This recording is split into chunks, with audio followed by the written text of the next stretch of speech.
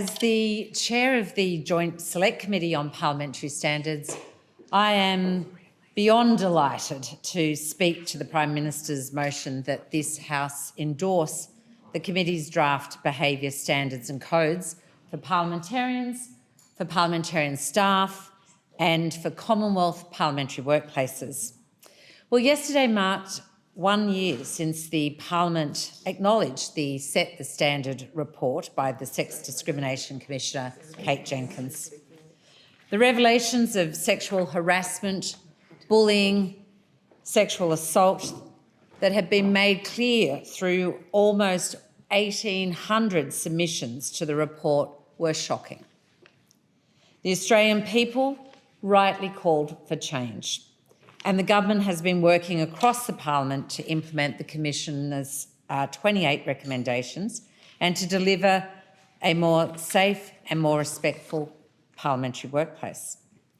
The Parliament has already established the Parliamentary Workplace Support Service to provide trauma-informed and confidential support across the Parliament. We've changed the standing orders to make sitting days more family-friendly and provided new training programs for parliamentarians and staff to build greater awareness and understanding of inclusion, diversity and respect. And we've released the MOPS Act review and agreed in principle to all 15 of its recommendations. One of Jenkins' central recommendations was to introduce codes of conduct for parliamentarians, for parliamentarian staff and for all Commonwealth parliamentary workplaces. These codes were developed by a multi-party Joint Select Committee on Parliamentary Standards that I chaired. I do want to take a moment to thank all of the members on that committee, Deputy Chair, for their diligence, for their consultation, their hard work, and it must be said at the end, determination to get this done. I'm honoured to be joined by one of those committee members today, the member for Lalor. I also want to acknowledge the member for Bean and Caldwell, who helped enormously in this committee process, the member for North Sydney and the member for Forest. They were our House members on the Select Committee, and I was joined by very able Deputy Chair and Senator the Honourable Maurice Payne in the other House, along with Senator Claire Chandler, Senator Marine Faruqi and Senator Deb O'Neill. And I know that it was an unusual process for a parliamentary committee to be asked to, in fact, draft. You know, there was a big body of work to be done and we were to draft and develop some codes of conduct. And I paid tribute, as I said, to all those committee members. I'm proud that the committee was able to deliver a report to this House and the other place that was unanimous in our resolve. So there was no dissenting report. There were no additional comments. It was a tough process reaching consensus, but that is what is required, and indeed, I would argue it's what is expected of us from the majority of Australian citizens. And this is testament to the collaborative work of the committee members. And but I also want to just take a moment to thank everybody who made submissions, who spoke at the hearing, who undertook the survey that we had out there, who participated in confidential roundtable discussions. You know, the committee was determined to ensure that we had multiple ways in which we would be able to engage with staff, with public servants, with politicians, members of the press gallery, whatever. You know, there are so many different people who work and engage in Commonwealth workplaces across the country. But the codes of conduct that we've landed on and recommended to this House and the Senate really set out some very clear guidelines as to how we must behave towards each other, with a focus on respectful behaviour, encouraging diverse perspectives, in recognising the power and influence that we each have and ensuring that that is not abused. They also set out some clear expectations of upholding laws that support safe and respectful workplaces. And those laws are in, we have laws in Australia including matters regarding bullying, harassment and sexual harassment or assault and discrimination in any form. We have existing laws.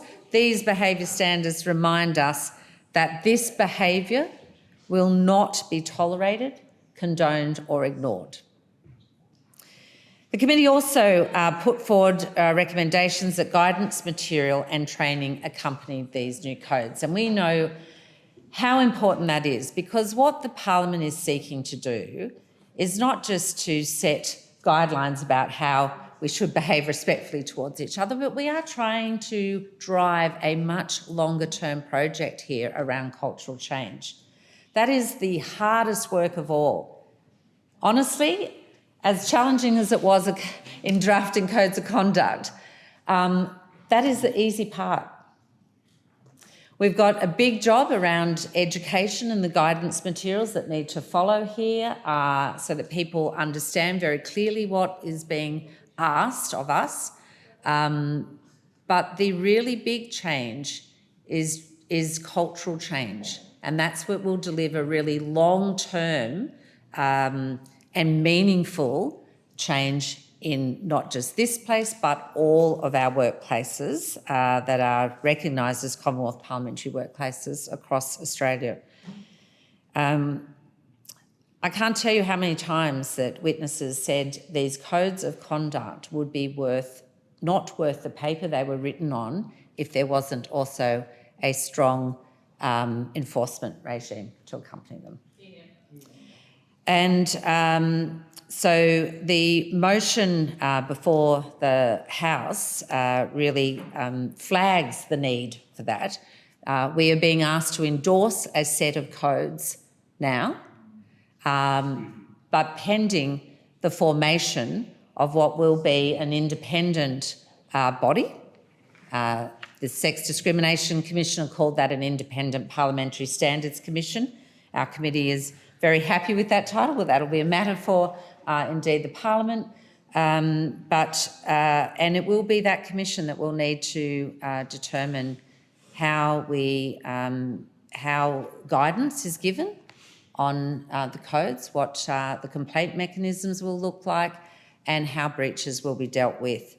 There is, for those people who are interested and wondering what that might even look like, there is some very clear guidance provided by the Sex Discrimination Commissioner in her report. Our committee was satisfied that there should be a suite of options available and that they be far-ranging and commensurate with the level of seriousness of a breach.